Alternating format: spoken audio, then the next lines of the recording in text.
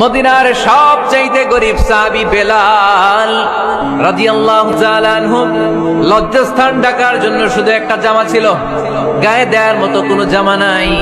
এই সাহাবীর মতো গরিব কোন সাহাবী মদিনার জমিনে নাই।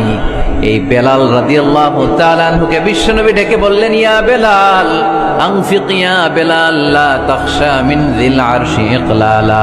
ও বেলাল, আল্লাহর রাস্তায় দান করো, কারণ আমার আল্লাহর ধনভাণ্ডারের কমতি নাই। সাইয়েদনা বেলাল রাদিয়াল্লাহু তাআলা আনহু সবচেয়ে গরিব। শুনতেছেন, বুঝতেছেন? সবচেয়ে গরিব। ডাউন পার্টটা ঢাকার মতো একটা গার্মেন্ট ছিল, একটা কাপড়, এটা পেঁচায় আসতো, নামাজ পড়তো। গায়ে রাখার মতো কোনো জামা নাই, আর খাবার দাবার টাকা পয়সা বলতে নাই।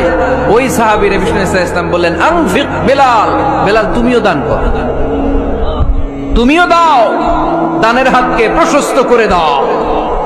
আনফিক ইয়া ইবনা আদম উনফিক আলাইক, হে বনি আদম দাও, দিলে আমি তোমারে দেব। যারা দান করে বেশি তাদেরকে দেয় কে? দিলেই আসবে, না দিলে আসে না। আপনি দেন, দেখবেন আসতে শুরু করছে। এটাই সিস্টেম। দিলে কমে না, না দিলে কমে। সুবহানাল্লাহ পড়ে।